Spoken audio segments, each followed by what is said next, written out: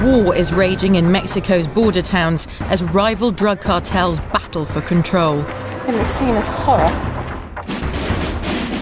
The Mexican government has declared its own war on the drug barons, but seems powerless to stem the tide of bloodshed.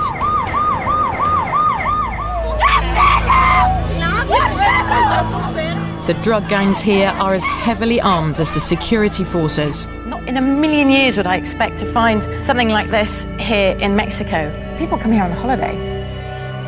Thousands have died or simply disappeared, mourned by their families. I need to know what happened with my son. It's all about supplying thousands of tons of cocaine and cannabis to the United States. This is the man behind much of the violence. Chapo Guzman is the world's most powerful drug lord and Mexico's most wanted man.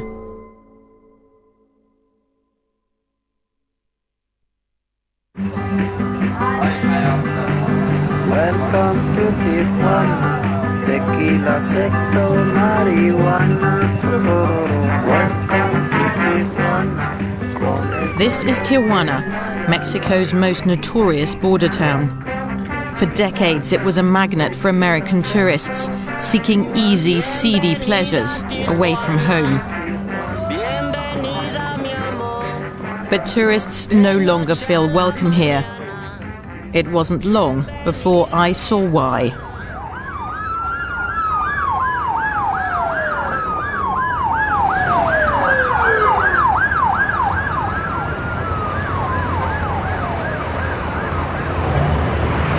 Hola, ¿qué pasó aquí exactamente? A balacera hay un muerto de aquel lado. Un muerto. ¿Se lo sabe quién era? No, hasta el momento todavía no. No. This man with no name was my first encounter with violent death in Mexico, and I had only just arrived. Rival drug cartels use murder and terror in their battle for control of the city, a key gateway into America. I'm mostly shocked, actually, the fact that there are not that many people crowding around to see what's happened. Because there's just been a murder taking place here. There's loads of restaurants around here, loads of people, lights. It's not some dark alleyway. Are they just so used to murders here that they just shrug their shoulders? Or is it an indication of how violent this city really is, that people don't want to come anywhere near, they don't want to be seen on the scene?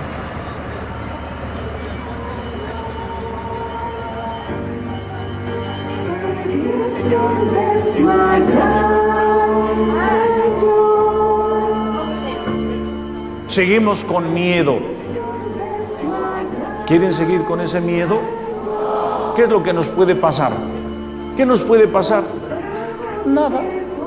Nos matan. This is a deeply religious country, but it's also a society gripped by fear. Executions and kidnaps are daily events in Mexico's border towns, where every parish is mourning its dead. Most crimes go unpunished, and those affected are often too scared to even talk. Los pecados. Espero la resurrección de los muertos y la vida del mundo futuro. Amén. Feeling abandoned by the authorities, many find strength in their faith. ¿Están dispuestos a luchar? Que viva mi Cristo, que viva mi Rey, que impere doquiera, triunfante su ley. Viva Cristo Rey, viva Cristo Rey. There have been more than 16,000 drug killings in the last 3 years alone. Authorities say it's just a case of criminals killing criminals, and they rarely investigate the murders. But is it that simple? I went to meet a family affected by the violence. They believe this country's victims are being ignored and have chosen to speak out for them. Hello. How you doing? I'm Katia. Hi. I'm Fernando. Hi. Pleased to meet you, Fernando. Hi, I'm She's my Sandra. wife. Nice to meet Pleased to meet you. She's Thank my you for wife. having me in your home. Yeah, come on. Thank you. Fernando Osegueda is a salesman. His wife Sandra no longer works. They have 3 children. The firstborn is called Fernando, like his father. Do you remember that when he started school? Yeah. It was exciting to go to school. When he wake up early the first day, he loved the school. Did he? Really? Yeah, That's unusual. Yeah, because my second one, he say, I don't want to go to school. I don't want to go to school. He cry all the time. This is the last picture we have. Christmas Eve. Age 23, Fernando was about to graduate as an engineer. There was no hint of the trouble to come. But on the 10th of February 2007, everything changed. That day I was outside with my neighbors. The car come and stop in front of the house. It looked like police officers, you know. They have guns. Say maybe they're looking for somebody here, my neighbors or something. They start using the steps. And they opened my door. They came in and I started yelling, why you coming to my house? You need to show me something. As 5 men in police uniform barged into the house, 10 more stood guard by their cars. The neighbors retreated indoors. That day was my daughter in her room and one of my son, Fernando, was in his room. They go to the rooms, say, wake up, stand up. Say, but why you take him? They never told me anything. The men pushed us, my daughter and me, and they took him, put in the car, and gone. Sandra called me, and my surprise is, why, Fernando, why? And then I said, well, what can I do? I go to the police station, and I talk with the officer, say, somebody take my son, and I need to know if my son is here. And then, what is the name? Blah, blah, blah. Fernando Segueda Ruelas. No, it's not here. Fernando realized the men in uniform had been criminals in disguise. But the real police were not exactly helpful. Fernando drove to 6 different police stations in Tijuana before he was allowed to file a missing persons report. I go to the Central Camionera, and Central Camionera tell me, no, this is not the pen to here. You need to go to the Zona Rio. I go to Zona Rio and say, no, you go to Florido. Florido, no, you go to the playas de Tijuana. My son disappeared completely, and they don't want to know nothing. Fernando headed home, hoping the people who'd taken his son would get in touch. The police officer said, maybe this is a kidnap. You need to wait for the call. For now, we're still waiting for the call. No call. Nobody calls.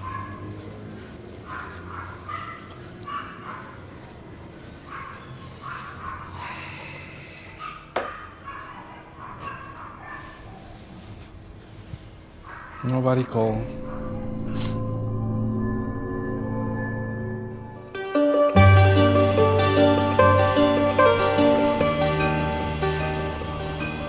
To get to the source of the suffering of so many Mexicans like Fernando and Sandra, I needed to travel through Mexico's mountainous interior. Criminal organizations have thrived here for decades, smuggling narcotics north into the United States. The cost to the Mexican people, though, has never been this high.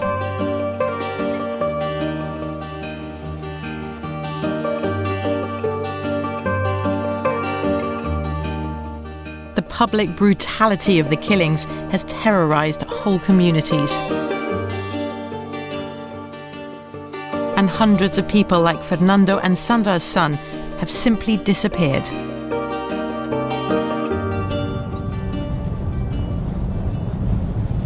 I traveled 900 miles south of Tijuana to a rarely visited part of the country, the state of Sinaloa. It's here that Mexico's drug trade was born, on the lush tropical mountains of the Sierra Madre. Well, it's dusty. But it's also dangerous. There is no way we'd be able to travel through this country in or outside a car without coming with the army. This is the realm of the powerful Sinaloa drug cartel. Ambushes are not uncommon. Mexico is one of the biggest producers of marijuana in the world, and it's here that most of it is grown. The Mexican army took me on the marijuana trail. I'd like to say we can smell our way, but it's not quite true. I think we have about half an hour of this. At least I got rid of the heavy flak jacket. The army says we're in safe hands now. They say they've secured the area. The soldiers had recently discovered 5 hectares of cannabis plantations. To reach the fields meant a long and humid trek.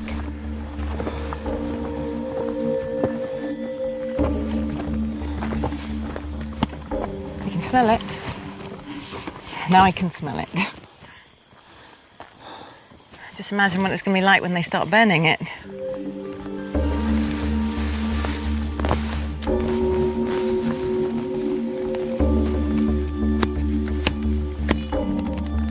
The Mexican army says it burned hundreds of tons of marijuana last year. Yet more than 60% of the drug cartel's annual revenue, or an estimated $8 billion, is thought to come from sales of marijuana to the United States. You're eradicating, but there's still so many drugs being grown here in Mexico. En muchos de los casos, pues no alcanzamos a destruir todas las drogas. Y no a todos los rincones y a todos los puntos, con los efectivos que tenemos, podemos llegar. Hacemos nuestro mejor esfuerzo, erradicamos un gran número de plantíos, un gran número de hectáreas, pero faltan algunas que no alcanzamos a erradicar y son las que cosechan y son las que llegan a los consumidores. The man who profits from this vast illegal trade here in Sinaloa is the most wanted man in Mexico, Joaquin Guzman Loera, better known as El Chapo. The illiterate son of marijuana growers, Chapo Guzman is believed to be hiding in these mountains, where he was born. Chapo Guzman was born in a community that has always made a living from the drug trade. You need to understand this to understand why Chapo would enter this business when he was a child. This is a region where most people don't actually look down on the drug trade, but rather see it as a way to make a living, to survive. But the drug business in Mexico is now a massive criminal enterprise. It includes the trafficking of 90% of all the Colombian cocaine consumed in the United States. Profits are estimated at $15 billion a year. Rival drug cartels are fighting to control the lucrative border routes into the United States. One cartel is coming out on top. It's now one of the most powerful and violent drug trafficking organizations in the world. The Sinaloa cartel of Chapo Guzman. Chapo and his men are blamed for much of the bloodshed in Mexico.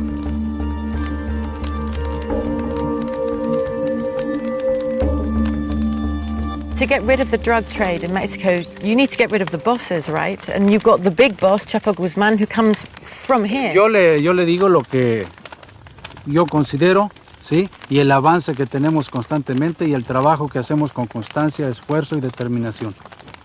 ¿Y Chapo Guzmán dónde está? No lo sé. ¿Usted tuvo la experiencia de estar cerca de él o con llamadas que nunca, puede estar en... Nunca. Y no sabemos exactamente dónde se encuentra. Do you think he is here? No lo sé. Do you think you'll find him? You really find him? ¿Lo encontrará? Estimo que sí. Sí. Bueno, mucho gusto. Gracias, mucho general. Gusto. Hasta luego. Hasta luego. Joaquín lo era, lo es y será.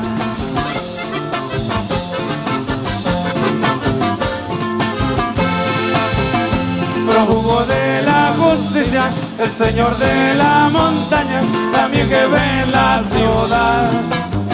At a nightclub in Sinaloa's capital, Culiacán, Chapo Guzman is celebrated in song.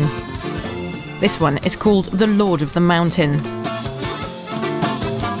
It's a narco corrido, a traditional ballad about the lives and exploits of Mexico's drug lords. In this corrido, Chapo Guzman is a folk hero. Muchos limpian caminos por donde Joaquín transita, Colombia y México admiran. Drug traffickers pay bands in Sinaloa and all over the country to compose corridos about them. Songs that defend them, glorify them and say they're very brave. Javier Valdez is a well-known newspaper columnist in Culiacán. He's also a vocal critic of Sinaloa's drug culture. De corrido no traes, ¿verdad? Sí, cómo no. ¿Quieres corridos? No, quería preguntar solamente. Gracias. When we talk about like the drug traffickers and the drug lords, I mean, Chapo Guzman is your drug lord, the drug lord of Culiacán. Is there something special about him? Lo admiran, lo quieren, lo People protegen, admire him, they love him and give him protection. Because Chapo is from this area, but also because he has a lot of power and money, and he pays well. Y paga bien. Culiacán, bella perla de Humaya. Culiacán is a dangerous place, but it's also a relatively prosperous city. The proceeds of drug trafficking are laundered into the region's economy and its infrastructure, seeping deep into the social fabric. We have relatives who are drug traffickers, neighbours, customers. The traffickers are in our kitchens, in our bedrooms, on our patios. They are amongst us because they benefit us. Ser de Culiacán. Sí, señor.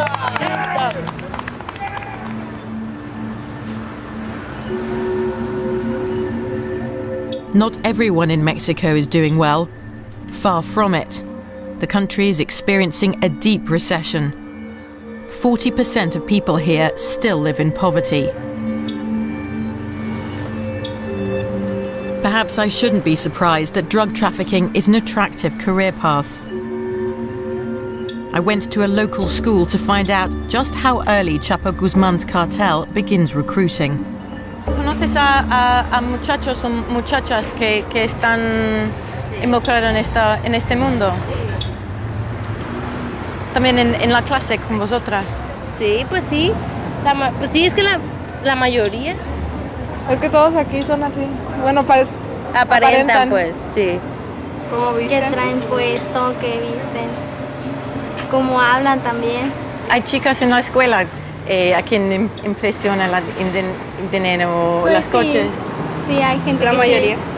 Sí. ¿Qué buscan ellas? Pues dinero, que las mantengan bien, etcétera. El dinero. The money. Gracias a esto. Thanks to this job, I built my house. I furnished it. My wife has a car. Luis Navarez used to be a teacher. He was recently jailed for driving a lorry packed with marijuana from Sinaloa up to the US border, something he'd been doing for 20 years. ¿Por qué? Porque con un sueldo de maestro. Why?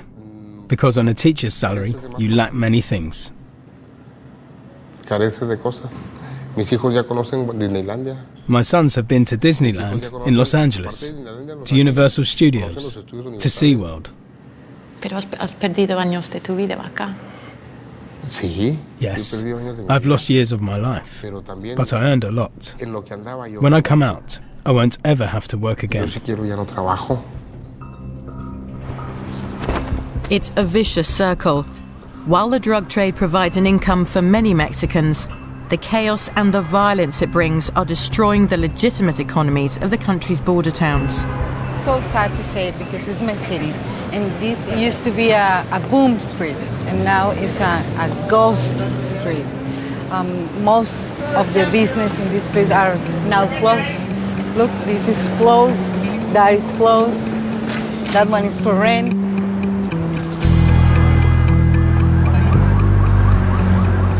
For years, Tijuana was controlled by its own fearsome drug cartel. But as Chapo Guzman grew stronger in Sinaloa, so did his ambition to conquer Tijuana. The ongoing conflict recently erupted into the worst turf war this city has ever seen.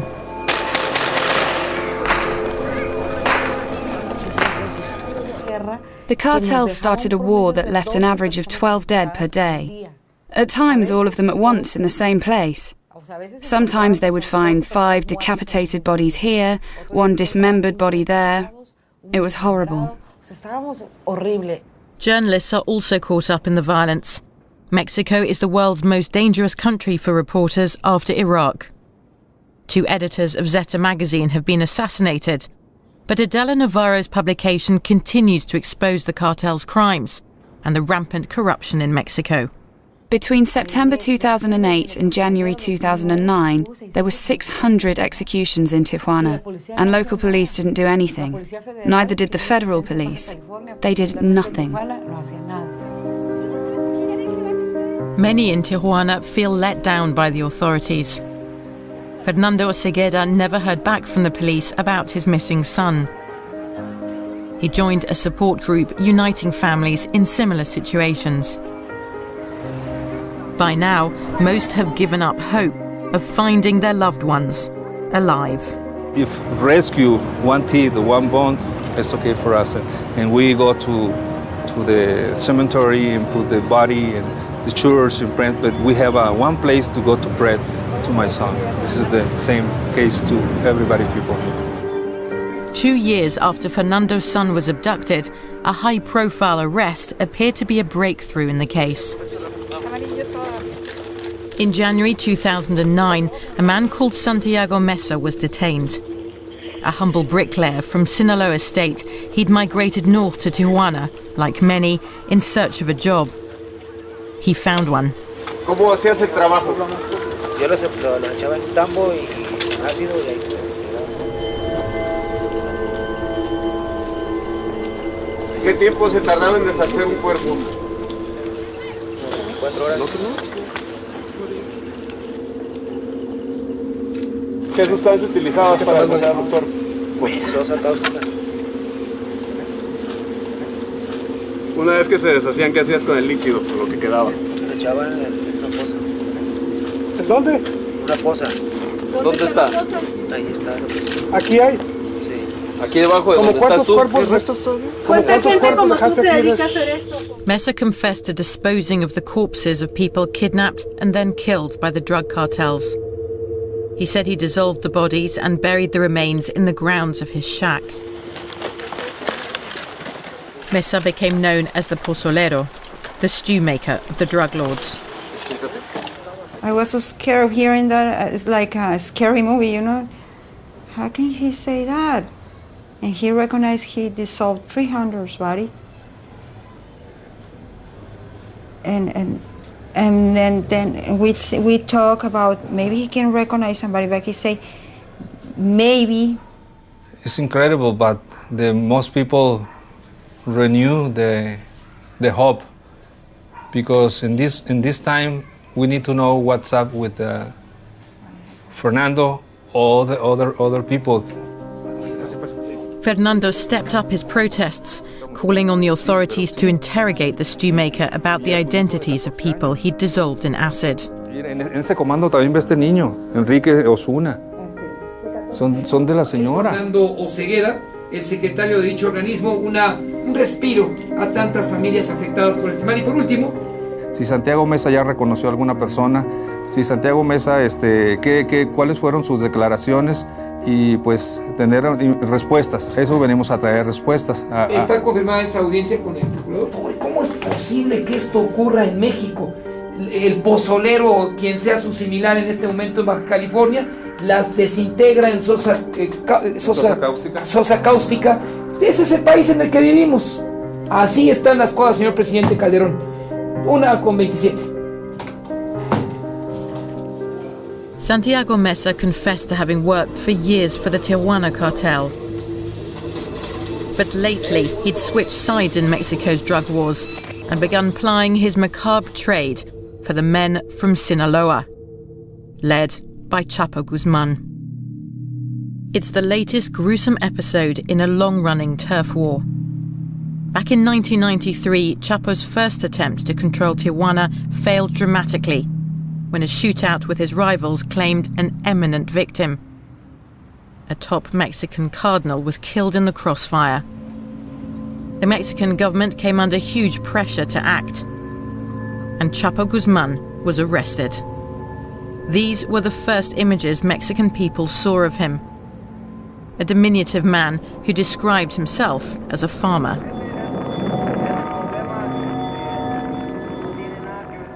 In prison, Chapo's efforts to take over Tijuana were put on hold. To understand Chapo and how he has become who he is today, I gained access to his medical file compiled at the maximum security prison. Journalist Anabel Hernandez showed me the document. It's one of thousands she's collected for a book about Chapo Guzman. Egocéntrico, es astuto. His psychiatric profile describes him as a professional criminal, astute, manipulative, charming, and highly dangerous. Chapo Guzman has charisma. He's a man who is capable of convincing God to sit down with the devil.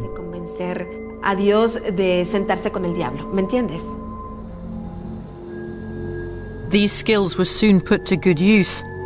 In January 2001, Chapo Guzman escaped from his maximum security prison cell. The official version is that he was smuggled out in a laundry cart. Presumably, CCTV cameras, they must have been everywhere. There's nothing? No haya habido ni una sola imagen. Nothing. There's not one single picture of when he escaped. Not one. He simply disappeared from a maximum security prison. If you ask me what I think, it needed to have been somebody very high up who could have authorized Chapo Guzman's escape. I don't imagine it could have been any other way. The escape marked the beginning of the Chapo Guzman legend. The US government offered a $5 million reward for the capture of a man who now appeared so powerful that the Mexican state couldn't touch him.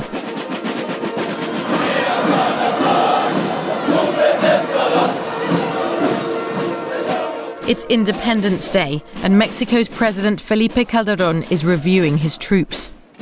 Since taking office in 2006, Calderón has declared war on the drug cartels and deployed 50,000 soldiers and federal police in the country's drug hotspots. This attempt to restore the rule of law by armed force has seen an upsurge in violence. But the government defends its policy. There is no historical precedent for the effort being made in Mexico today. What we have done in number of arrests, the seizure of money and drugs, the drug bosses we have captured, has no precedent in the world. Not everyone agrees. They're talking about thousands of captures, but only 2% of those captures wind up with a final ruling establishing a guilty verdict. So you just do not have an effective repression. That's it. You don't have a real dismantling of the economic base of organized crime hidden within the legal economy of Mexico, where 78% of the GDP sectors of the legal economy have been infiltrated by organized crime.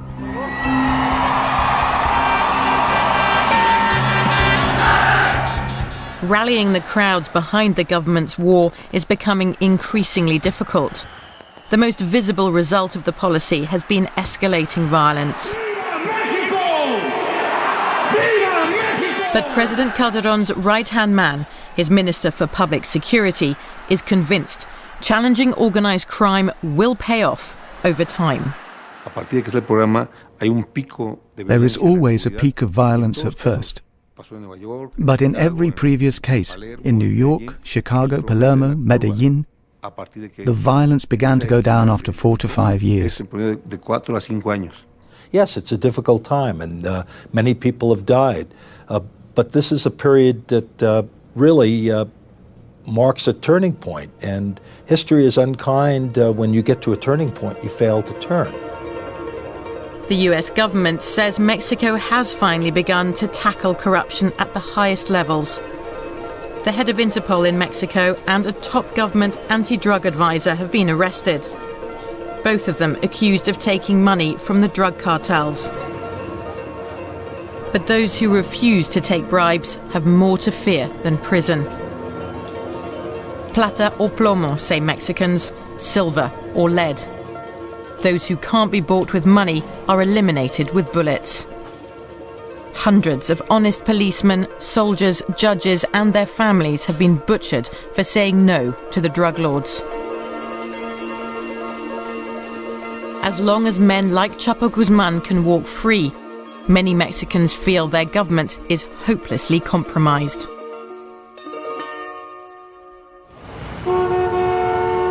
Ciudad Juárez, a desert city on the border with Texas.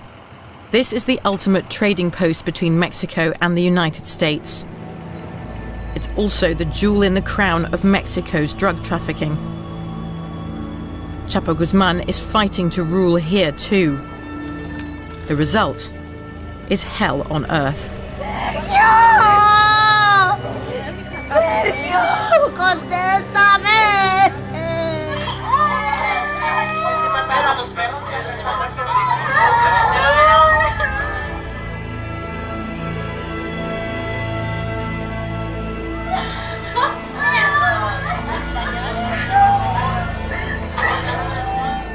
2,500 people were executed in Ciudad Juárez last year. Today, this is the most murderous city on earth.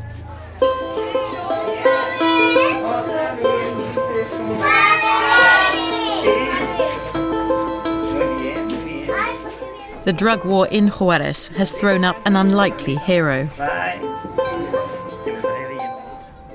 A softly spoken law professor, José Reyes was elected mayor 2 years ago. Ever since, he's been on a mission to win people's trust. Reyes, I'm Cassie Adler from the BBC. How are you? Nice to meet you. Nice to meet you. As soon as he took office, the mayor discovered that corruption was endemic in the local police force. The operational chief of the police that was there before I came in was stopped going into the United States with a ton of marijuana. He was the number 2 guy in the police department, and he was stopped crossing a ton of marijuana himself.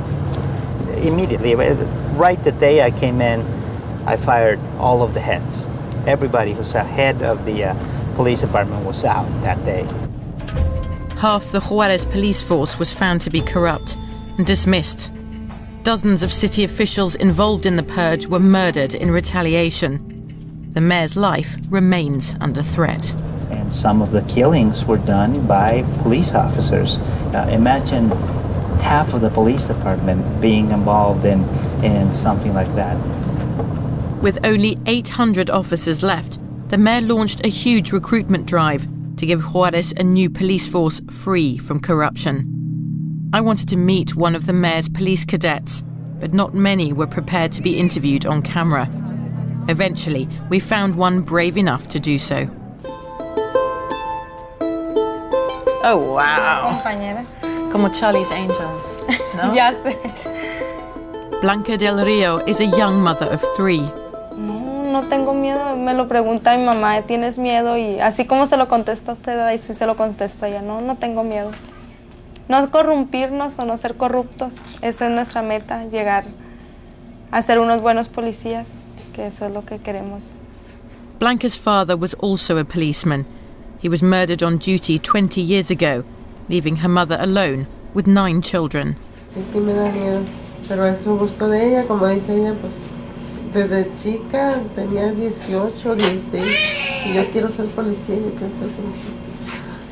¿Qué piensas tú, Cristian? ¿Tienes opinión? Está muy bien. ¿Estás orgulloso de tu mamá? ¿Estás orgulloso de tu mamá? Tiene mucho coraje. Christian knows far more about the dangers of Juárez than any 6-year-old should. When his father opened a new shop, the cartels demanded protection money. Entonces a él le pidieron cierta cantidad, no la pudo reunir y al momento que la reunió, pues ya se le había vencido el plazo, fue por eso que...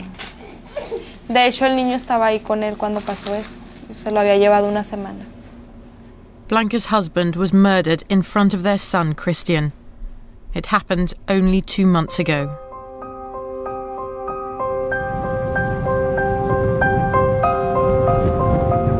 While Blanca and the other new police cadets complete their training, the streets of Juarez are patrolled by federal forces, sent in by President Calderón. I joined them for an afternoon patrol.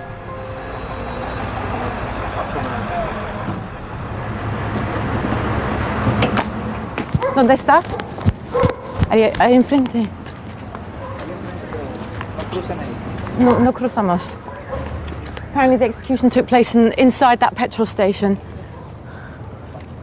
You can see inside the police cars on the crime scene they've got masks on, because for them it's a matter of life and death, and you know, people recognise them, the wrong people know where they are. That can cost them their lives or put their families' lives in danger. A man has been shot in the centre of town, in broad daylight. There should be plenty of witnesses. But people here rarely talk to the police.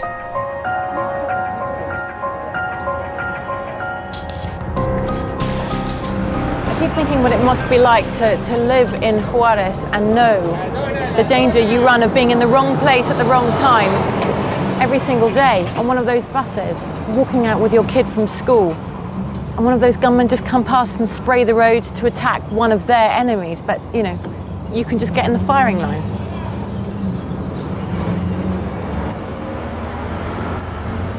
Soon our patrol receives another call.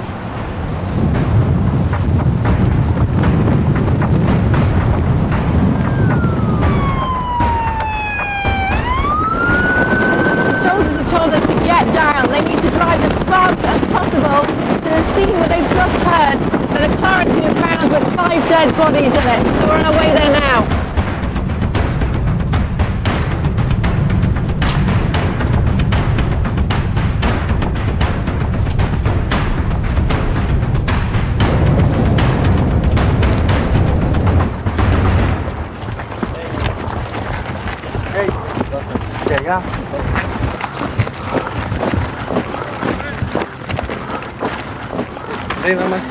There's police and soldiers all around the car, bullet holes all through the windscreen and blood spattered all over the windscreen. The music is still playing in the car. In this scene of horror, absolute horror.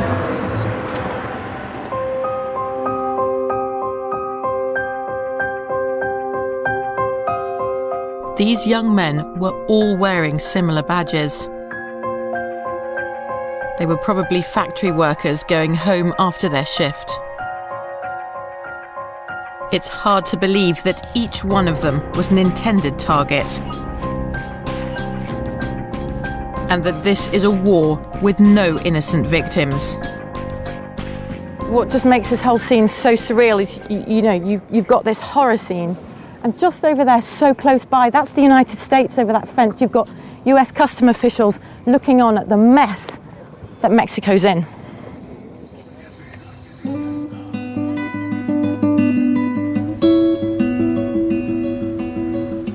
This is one of the bridges crossing from Juarez into El Paso, Texas. To ordinary Mexicans, it symbolizes the chance of a better life. To Chapo Guzman and other drug traffickers, it's a prized gateway to their business of death. Across the border from Mexico is the world's largest consumer of drugs, America. Where have you found drugs in cars that have been inspected? It would probably be a safer question for you to ask, where haven't we found drugs? Your fender panels, your door panels, your roof, very drive shaft. We found it in intake manifolds on the engines, air cleaners, in the tires. So where we haven't found it, I think maybe where you put the key in the ignition.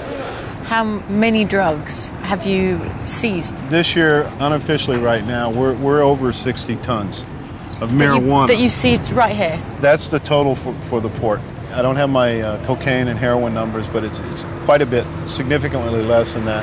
And some methamphetamines and again, some pills.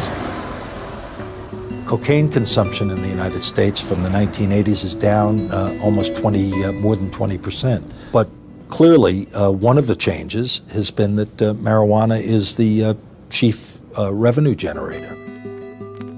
Prohibition is what makes marijuana so valuable. Many argue legalization would halve the Mexican cartel's profits overnight.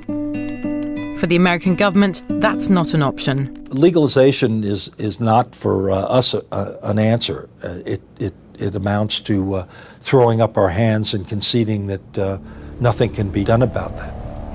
The United States says it's helping Mexico with enhanced border cooperation and intelligence.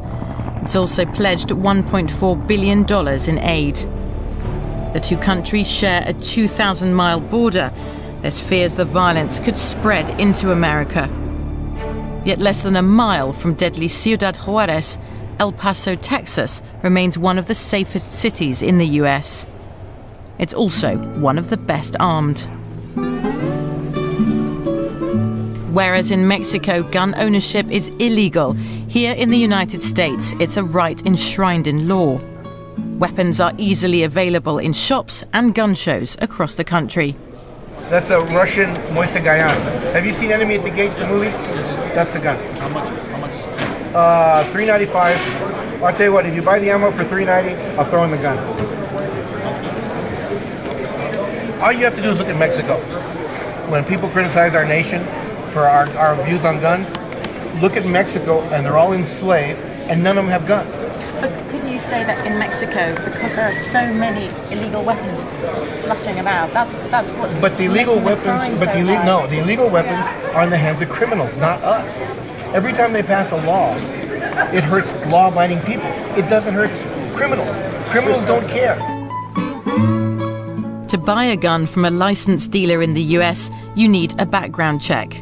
But once the weapon is legally purchased, its owner can resell it, lose it, or simply give it to someone, without having to declare anything.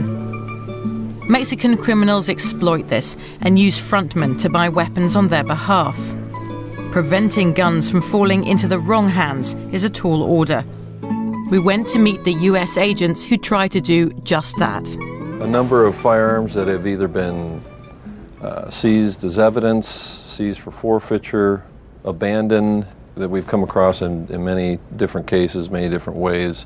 So when you see sort of multiple homicides in places like Ciudad Juarez, this is the kind of weapon that's going to be used? This will be one of them. Also, you may have, this is probably one of the most popular firearms that's seized in Mexico.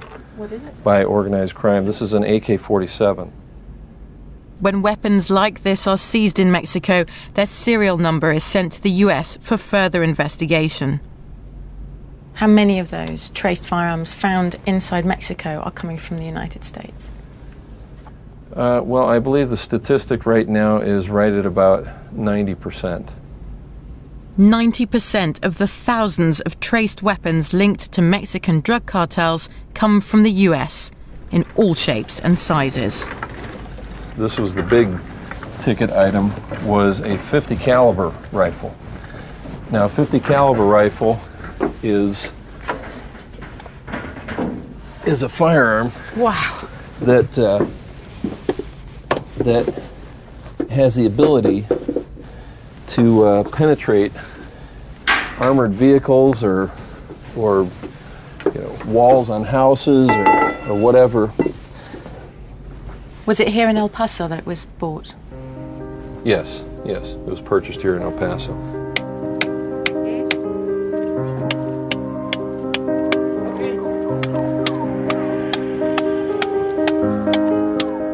Back in Mexico, the despair caused by the violence seems never ending. Fernando Cegueda is still looking for his missing son. With other families of the disappeared, he's staging a protest outside Tijuana's most notorious crime scene. The man known as the Stew Maker confessed to dissolving corpses here, but the authorities told families there's no trace of their loved ones. We went to that place and we didn't find nothing. really find some kind of indicios, quiero decir en español. I would like to say this word in English. Indicios is an elements. We didn't find no one. Evidence? Evidence. We don't find evidence. Yeah. We were told a gelatinous substance was found here, but that it was so acidic that any DNA evidence was destroyed. Fernando doesn't believe it. Que sí existen y que están en ese lugar. Entonces hay que venir a escarbar ahí y eso a lo mejor lo vamos a hacer nosotros. Como le digo, quizás vamos a terminar en la cárcel, pero esta puerta la vamos a tirar y vamos a meternos allá a aquella esquina y con picos y palas vamos a hacer el trabajo que la autoridad federal debió haber hecho hace mucho tiempo. Está aquí para guiar el Espíritu de Dios está aquí. We have to put in context also that these people, people who disappear, people who participate with criminals, is not common people. The people who are representing them, their sons or families, are collaborating with criminals. Mexico's dead and missing are tainted by suspicions of being linked to the drug world. Do you think it's possible? Sometimes I was thinking, when at that moment, say, okay, maybe. And start talking with everybody. Tell me the truth, please. Maybe he wasn't something wrong. I say, no, no, no. Even the bad boys, the real ones, wasn't, stealing cars or selling drugs, they told us. He's a good boy. We don't know why. Who actually do you see as victims? If you're saying that you think a lot of those who've been disappeared were involved in organized crime, do you not see them, therefore, as victims? No, claro que no, pero... No, of course I do. But we have to deal with the resources we have in Mexico. We have to be realistic about the possibilities available in the country. We have declared a war that has never been declared before.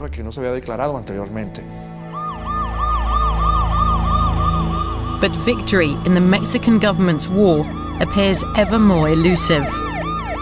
Despite the heavy deployment of forces in Ciudad Juarez, murders have shot up tenfold since Chapo Guzman decided to try and conquer the city.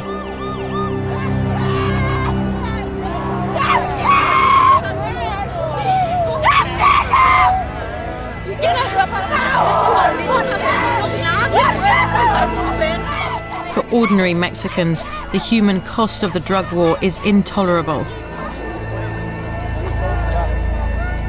This is one victim whose innocence surely no one can dispute. Josiel Ramirez lived and went to school across the border in Texas. He'd come to Juarez for the day to see his father. He was deliberately shot in the head as he crawled out of his father's car, ambushed by gunmen. Josiel Ramirez was 7 years old.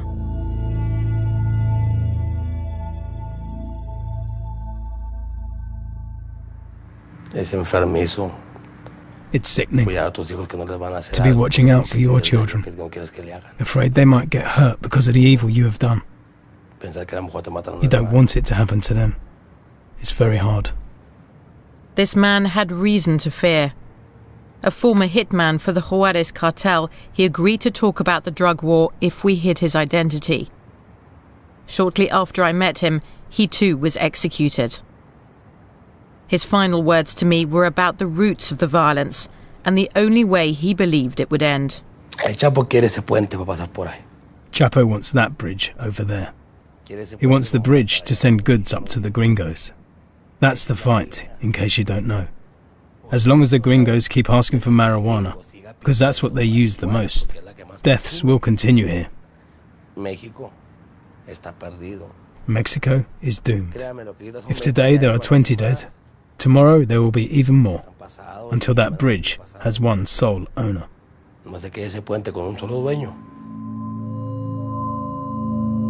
If you're in the shoes of an average Mexican citizen, and you see that the government has huge levels of corruption, that the police have been infiltrated, that when you report a crime, you become not the victim, but you become the persecuted. And on top of that, you see a failed strategy that is being implemented. Very likely, first of all, you will start saying, Let's negotiate with organized crime groups. Let's just negotiate with this guy so the violence stops.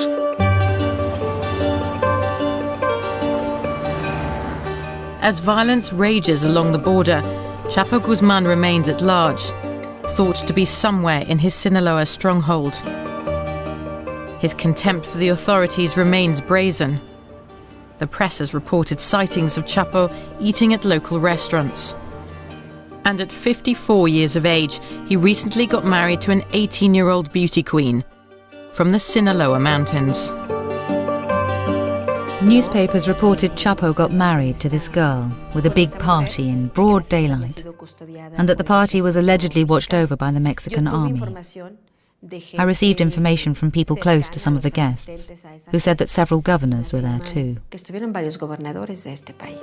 If that wasn't enough, the respected American business magazine Forbes estimated Chapo's fortune at $1 billion, and recently rated him the 41st most powerful man in the world. The Mexican president isn't even on the list. La corrupción es el principal problema en México. Corruption is Mexico's main problem. Until corruption is uprooted, there will be no end to poverty, impunity, kidnappings, and a number of problems my country suffers from. The best example of corruption is Chapo Guzman. Economic support system, security support system, and political support system. Without those three, someone like Chapo Guzman cannot grow to the level that he has grown. Journalists told us, ordinary people told us, they believe that politicians are protecting Chapo Guzman. How do you convince them that they're wrong? Let me tell you, there is no precedent in the history of this country to what this government has done so far. This government has fought against all the drug cartels, including Chapo Guzman's cartel. Many people have died. Police officers have died in this battle against Chapo Guzman. After weeks of witnessing Mexico's drug wars, I began seeing this country as a place haunted by ghosts. The stories of missing victims and elusive criminals often stem from a common source: Mexico's long history of impunity. I convinced the authorities to let me visit the site where Santiago Mesa, the stew maker, confessed to disposing of his victims. It was the only chance Fernando and Sandra would have to be allowed in. Con permiso. Adelante.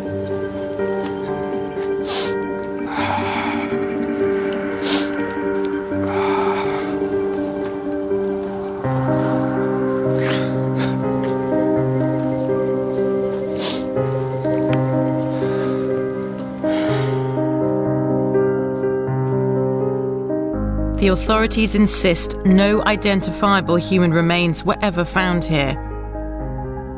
But Fernando and Sandra aren't prepared to give up on their son. Yeah. This is Sosa Caustica. Maybe my son is here. Fernando is possible to stay here. Stay there, or there, I don't know. We need to know what happened with him and try continue living. I really need it. I need to know what happened with my son. God gave me my son, but I don't know why he took him from me.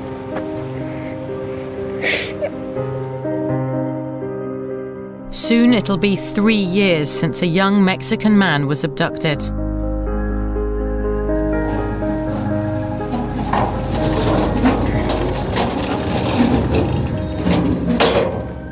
This may be as close as his parents will ever get to finding him.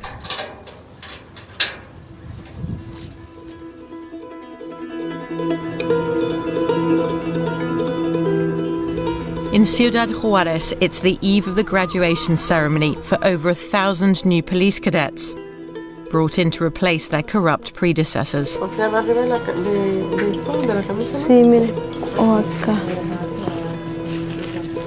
No, hijo, ten cuidado. Dámela, bebé. A single mother of 3, Blanca is about to take on a huge responsibility on behalf of her family, her city, her country. Dame un besito ya, dale. Ya. ¿Sí? Está bien. ¿Sale?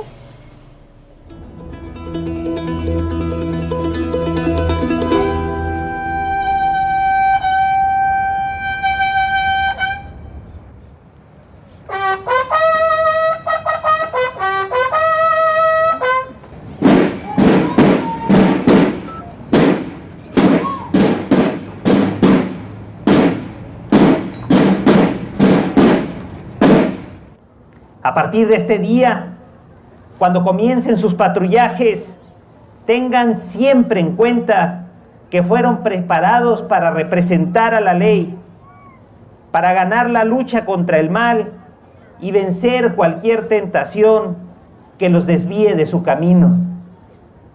Les espera una tarea difícil. Muchas gracias por su amor por Juárez. Felicidades a toda la nueva policía.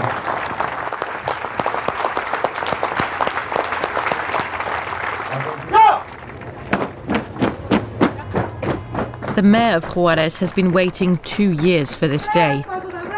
His hopes for the city and his personal legacy rest on these young men and women. Porte ese uniforme con mucho orgullo, ¿eh? Hágalo por el bien de Juárez. Muchas felicidades. Gracias. ¡Salud! ¡Ya! ¡Por flanco derecho! ¡Ya!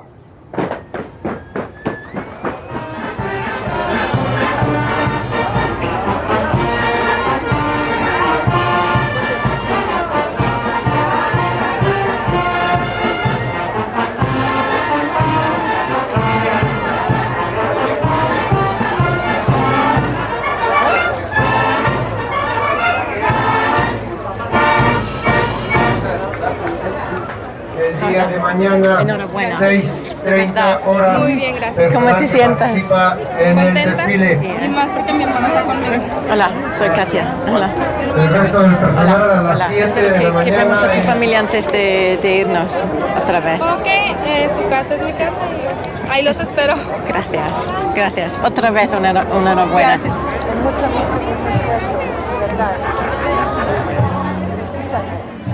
Gracias. Gracias. You know, today at the ceremony, watching not just the new policemen, but their families, mothers, fathers, and their children. It's the first time since we've been traveling in Mexico that you feel a sense of hope, or at least of wanting to hope. You know, that these guys really can bring peace to the streets of Juarez. That's what they're promising to do. And at the same time, hoping very, very, very much that with these little amount of training that people like Blanca have had, that they're not going to be lambs going to slaughter.